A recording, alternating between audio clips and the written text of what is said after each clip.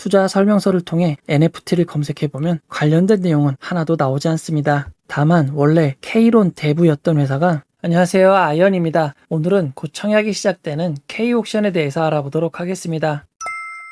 먼저 일정 정보입니다. K옥션은 1월 10일 수요일 청약을 시작하여 1월 13일 목요일 청약이 완료됩니다. 환불은 주말을 포함한 4일 뒤인 1월 17일 월요일입니다. 청약 시간은 1일차, 2일차 모두 오전 10시부터 오후 4시까지 진행이 됩니다. K옥션의 청약은 오토앤, 에드바이오텍과 청약 환불 일정이 겹칩니다. K옥션에 사용하신 청약금은 오토앤과 에드바이오텍에 사용할 수 없는 점 주의하시기 바랍니다. 상장은 1월 24일 월요일로 예정되어 있습니다. 상장 일정은 예정일 뿐이라 청약 기간 중에도 변동이 가능합니다.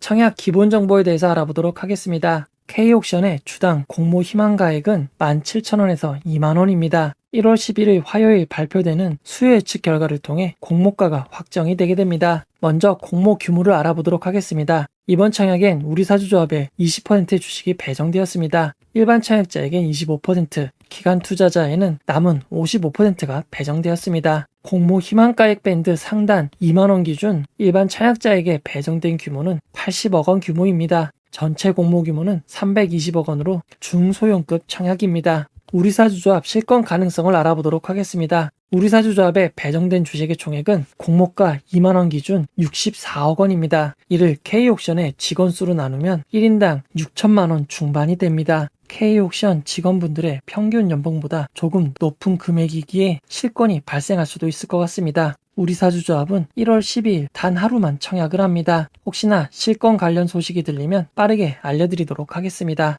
K옥션은 신영증권 단독으로 진행이 됩니다. 일반 등급 100%의 경우 최대 13,300주를 청약할 수 있고 희망 공모가액 밴드 상단 2만원 기준 청약 증거금은 1억 3,300만원입니다. 일반 등급 200%는 2배, 우대 등급 300%는 일반 등급의 3배를 청약하실 수 있습니다. 신영증권은 청약 수수료 2,000원이 있고 청약일 전일인 1월 11일까지 개설한 계좌만 청약이 가능합니다. 신영증권 고객 등급에 대해서 알아보도록 하겠습니다. 청약 시 일반 고객 200%가 되려면 과거 3개월 자산 매일 평가 금액이 1,000만원 이상인 고객이 해당이 됩니다. 산정일은 1년에 4번 1월, 4월, 7월, 10월, 10일 기준이 됩니다. 따라서 다음부터 일반 고객 200% 등급에 해당되고 싶으시면 1월부터 3월까지 계좌 잔고가 매일 1,000만원 이상이 되어야 합니다. 월말 기준이 아닌 매일 기준이기에 하루도 빠지면 안 됩니다. 이렇게 3개월 1,000만원 이상의 주식 예수금을 예치하시면 4월 10일 이후 200% 등급으로 청약을 하실 수 있습니다. 우대 고객은 매일 평가 금액이 5천만원 이상이거나 신영증권에 내는 수수료가 연 30만원 이상인 고객에 해당됩니다. 신영증권에 등급을 올리고 싶으신 분들은 참고하시기 바랍니다. 신영증권 개설 주의사항을 알아보도록 하겠습니다. 공모주 청약 전일까지 개설된 계좌만 공모주 청약이 가능합니다. 비대면 계좌 개설은 밤 11시 40분 이후에는 계좌 개설이 불가능하므로 너무 늦게 개설하시면 안되고 계좌 개설이 몰리는 경우 계좌 개설 진행이 원활하지 않을 수 있으니 미리미리 개설하시기 바랍니다. 증권사에 직접 방문하셔서 계좌를 개설하시는 경우에도 너무 많은 분들이 몰리면 조기 마감될 수 있으니 일찍 가보시는 것이 좋을 것 같습니다. K옥션의 최소 단위 청약과 청약 증거금을 알아보도록 하겠습니다.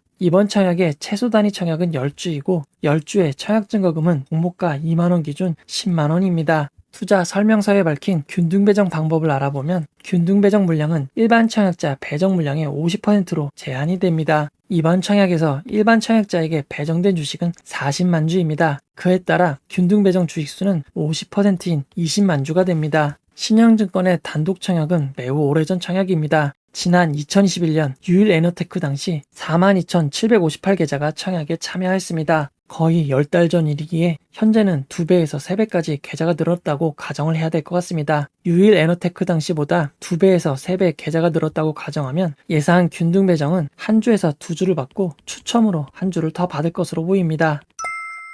구주 매출에 대해서 알아보도록 하겠습니다. 이번 청약은 새롭게 주식을 발행하는 신주 모집이 80%, 기존 주주의 주식으로 공모를 진행하는 구주 매출이 20%입니다. 이번 공모를 통해 자신의 주식을 매각하는 주체는 K옥션의 최대 주주인 TA 어드바이저입니다. K옥션은 조금 복잡한 지배구조를 갖추고 있습니다. K옥션의 최대 주주는 TA 어드바이저입니다. TA 어드바이저는 TA 매니지먼트가 51%, TA 파트너가 49%의 지분을 보유하고 있습니다. TA 어드바이저의 지분 51%를 보유한 TA 매니지먼트는 도현순 K옥션 대표이사가 52%의 지분을 가지고 있습니다. 사실상 도현순 대표이사가 K옥션의 최대 주주인 셈입니다. TA 어드바이저와 TA 매니지먼트, TA 파트너는 주식회사가 아닌 유한회사로 구성되어 있고 도현순 대표이사 외에 도영준, 도영진 사원은 도현순 대표이사의 자녀입니다. 이번 구주 매출로 얻게 되는 자금을 만약 배당을 하게 된다면 최대 주주와 자녀분들이 배당을 받게 됩니다.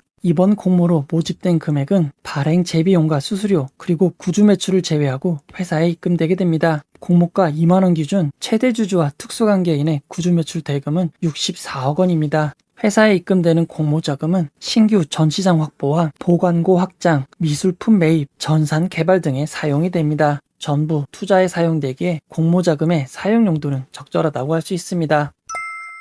K옥션 상장일 유통 물량을 알아보도록 하겠습니다. K옥션의 수혜 측전 상장일 유통 물량을 알아보면 희망 공모가액 밴드 상단 2만원 기준 상장 시가총액은 1782억 원입니다. 상장일 유통 가능한 기존 주주의 물량이 조금 있는 편입니다. 유통 가능한 기존 주주와 공모 주주를 합한 상장일 유통 가능 비율은 21.44%이고 시가총액을 곱한 상장일 유통 가능 금액은 382억 원입니다. 2021년 상장 종목들의 유통 물량과 비교해보면 엔시스, CLF보다 조금 많은 수준입니다. 하지만 공모가가 희망 공모가액 밴드 상단보다 낮거나 의무 보유 확약이 많이 배정되는 경우 상장일 유통 물량은 이보다 더 적어질 수 있습니다. 주체별 상장일 유통 물량 비율을 알아보도록 하겠습니다. 상장일 유통 가능한 기존 주주의 비율은 33%이고 일반 차약자는 20.94%, 기관 투자자는 46.06%입니다. 주체별 유통 물량 금액을 알아보면 기존 주주가 126억 원, 일반 차약자가 80억 원, 기관 투자자가 176억 원입니다. 기존 주주의 물량이 126억 원이고 공모 주주의 물량이 이보다 2배 정도 되는 256억 원입니다. K옥션의 상장일 주가는 공모 주주들의 매매 타이밍에 달려 있습니다. 상장 후 주식으로 변환될 수 있는 주식 매수 선택권에 대해서 알아보도록 하겠습니다. 상장 이후 바로 행사 가능한 수량은 총 6만 5천 주입니다. 행사 가능한 가격이 희망 공모가액 밴드에 비하면 상당히 낮은 수준입니다. 상장 이후 바로 행사될 가능성이 높지만 6만 5천 주는 13억 원에 지나지 않습니다. 유통 물량이 아주 큰 부담이 되지는 않을 것 같습니다. 보통주로 전환될 수 있는 전환사채와 우선주를 알아보면 K옥션은 전환사채는 없고 상환전환 우선주는 있었으나 2021년 4월 모두 보통주로 전환되었습니다. 현재 남은 우선주는 없습니다. 상장 이후 3개월 내에 추가로 유통 가능한 물량을 알아보도록 하겠습니다. 기존 기관 투자자들의 물량이 상장 후 1개월 뒤 전체 주식 대비 9.58%가 풀립니다. 상장 후 3개월 뒤에는 신영증권이 의무로 인수한 48,000주와 임직원분들의 주식 매수 선택권 46,000주가 행사 가능하여 1.06%의 주식이 추가될 수 있습니다. 회사 개요에 대해서 알아보도록 하겠습니다. 2021년 3분기 회사의 매출 비중을 살펴보면 상품 매출은 20%밖에 되지 않고 수수료 수입이 대부분인 77.2%를 차지하는 것을 알 수 있습니다. K옥션은 어떤 서비스를 제공하고 수수료를 받는 것일까요? 회사 이름에 힌트가 있습니다. 옥션 하면은 이베이에서 신세계그룹으로 인수된 종합 쇼핑몰 옥션을 생각하실 것입니다. 현재는 종합 쇼핑몰처럼 되어 있지만 예전의 옥션은 말 그대로 물건을 놓고 경매가 이루어지던 곳이었습니다. K옥션은 미술품과 관련하여 경매 서비스를 제공하는 업체입니다. 회사 공식 유튜브 채널에 올라온 경매 하이라이트 일부를 보시면 어떤 식으로 진행되는지 아실 수 있습니다. 이 경매는 작년 12월 마지막으로 열렸던 경매입니다. 오프라인으로 진행되지만 온라인으로도 서면으로도 참여하실 수 있습니다. 이렇게 미술작품을 공개적으로 경매를 하고 있습니다. K옥션의 수익 구조를 살펴보면 경매에 나오는 미술품은 K옥션이 직접 구매한 미술품이거나 팔아달라고 위탁한 미술품입니다. 팔아달라고 위탁한 경우에는 낙찰 금액 기준으로 위탁 수수료를 받고 낙찰하신 분에는 낙찰 수수료를 받습니다. 물건을 사는 쪽과 파는 쪽 모두에게 수수료를 받는 비즈니스입니다. K옥션의 경매 수수료를 살펴보면 현재 낙찰 수수료는 낙찰가의 무려 16.5%입니다. 영상으로 잠깐 보신 지난 12월 22일 경매에는 총 115억 5,710만 원의 미술품이 낙찰되었습니다. 부가가치세를 제외한 15%의 수수료율만 계산한다면 낙찰하신 분들에게 받는 수수료만 17억 3천만 원이 됩니다. 여기에 위탁받은 미술품인 경우엔 위탁 수수료 수익도 더해지게 됩니다. K옥션은 온라인 전용 경매도 있습니다. 온라인 전용 경매는 1,000만 원 미만의 낙찰가의 경우에는 수수료율이 더 높은 19.8%가 부과됩니다. 지난 온라인 경매의 내역을 살펴보면 온라인 경매는 100만 원대에 낙찰된 작품도 있는 것을 확인할 수 있습니다. 미술품을 구입하는 방법에는 화랑에서 구입하는 방법과 경매회사를 통해 구입하는 방법이 있습니다. 아직까지는 화랑에서 구입하는 비중이 좀 더 높은 편이지만 2013년 이후 경매회사가 차지하는 비중이 점점 더 높아지고 있습니다. 그리고 코로나 팬데믹 이후 세계 온라인 미술품 시장 거래액은 급격하게 늘어나고 있는 추세입니다. 다만 K옥션의 온라인 전용으로 진행되는 프리미엄과 위클리의 비중이 메이저에 비하면 상당히 낮은 것을 알 수 있습니다. 이는 경매 유형별로 참여하는 작품의 가격 차이가 크기 때문입니다. 위클리는 10만원에서 300만원 사이에 작품이 출품되고 프리미엄은 100만원에서 3천만원 이하, 메이저는 3천만원이 넘는 고가 미술품들이 거래되고 있습니다. 2020년 국내 미술품 경매 낙찰 총액을 살펴보면 K옥션이 출품 작품 수와 낙찰 작품 수, 낙찰 총액이 가장 높은 것을 알 수 있습니다. 2020년 경매 낙찰 총액이 K옥션이 506억 원, 서울옥션은 이보다 조금 낮은 432억 원입니다. K옥션과 서울옥션을 제외한 나머지 경매 회사들의 낙찰 총액은 두 회사에 비하면 매우 낮은 것을 알 수 있습니다. 현재 미술품 경매 시장은 K옥션과 서울옥션의 사실상 과점 상태인 것입니다. 투자 설명서에서도 K옥션은 시장 점유율 1위라고 밝히고 있고 서울옥션과 낙찰 총액의 82%를 차지하고 있다고 밝혔습니다. 하지만 2018년, 2019년, 2020년, 2021년 반기까지의 낙찰 총액을 살펴보면 2020년 한 해를 제외하곤 모두 서울옥션의 낙찰 총액이 더 높았습니다. K옥션은 2020년만 1위를 한 것입니다. 이렇게 K옥션과 서울옥션은 서로 경쟁 관계에 있습니다. 두 회사의 연역을 살펴보면 서울옥션은 1998년 회사를 설립하였고 K옥션이 이보다 7년 뒤인 2005년에 설립되었습니다. 그리고 상장도 서울옥션이 K옥션보다 매우 빠른 2008년 7월 1일입니다. 서울옥션이 과반수 이상을 차지하던 시장에 K옥션이 등장하여 서울옥션 점유율을 하락시킨 만큼 K옥션도 새로운 경쟁업체가 시장에 진입한다면 점유율이 하락할 위험이 있습니다. 하지만 미술품 경매업은 한 번의 경매에서 200점 이상의 작품을 확보할 수 있는 미술품 확보 능력과 확보한 미술품을 전시하고 입고하고 출고할 수 있는 물류 능력이 있어야 됩니다. 이런 부분이 신규 경쟁사들이 진입할 수 없는 진입 장벽이 됩니다. 그러나 이런 진입 장벽은 디지털 아트에는 전혀 적용되지 않는 이야기입니다. 신규 경쟁업체가 시장에 진입하게 되면 수수료가 하락할 위험이 있습니다. 2021년 3분기에는 기존 수수료율이 17.4%에서 1% 감소하였습니다. 이렇게 수수료율이 1%가 감소하면 매출액은 13억이나 줄어들게 됩니다. 그리고 미술품 경매에는 위작 시비 가능성이 있습니다. 지난 서울옥션의 사례를 살펴보면 서울옥션을 통해 거래되었던 이중섭 작품이 위작으로 밝혀짐에 따라 회사가 낙찰자에게 낙찰 금액을 반환하였고 작품을 맡긴 위탁자에게는 소송을 진행하고 있습니다. 이렇게 위작 논란이 발생한다면 명성에 큰 타격과 금전적인 손해가 발생할 수 있음을 주의해야 합니다. K옥션은 계열회사와 관계회사가 많습니다. 하지만 많은 회사들이 최대 주주와 관련이 있는 회사들이고 계열회사의 대표자들이 대표이사의 처, 대표이사의 모, 대표이사의 제, 대표이사의 아들, 인척으로 구성되어 있습니다. 그리고 대부업도 3개의 회사를 운영하고 있었습니다. 지금까지 회사의 상황이 그리 투명하지 않았지만 K옥션은 상장을 계기로 7개의 회사는 2022년에서 2023년 중 지분 매각 또는 청산을 진행한다고 밝혔습니다. 만약 밝힌 대로 진행하지 않는다면 K옥션의 관계회사들은 모두 대표이사와 특수관계인 친인척으로 얽혀있는 상황이 됩니다.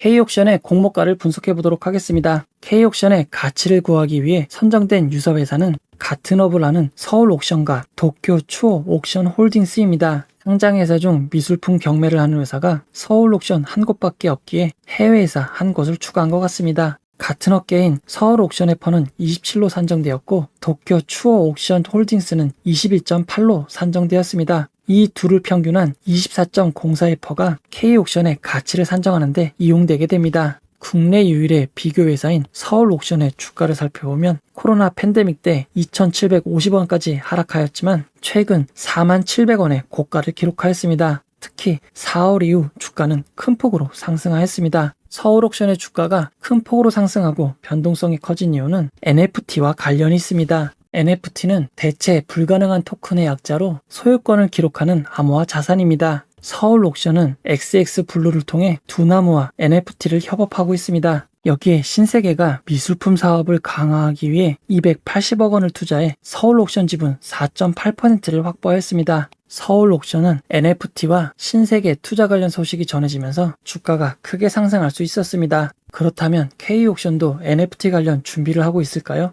투자 설명서를 통해 NFT를 검색해보면 관련된 내용은 하나도 나오지 않습니다. 다만 원래 K론 대부였던 회사가 2020년 2월 28일 대부업을 폐업하였고 얼마 전인 2021년 10월 19일 아르떼 크립토로 상호를 변경하였습니다. 크립토는 암호화폐를 의미하는 크립토 커런시를 의미하는 것으로 보입니다.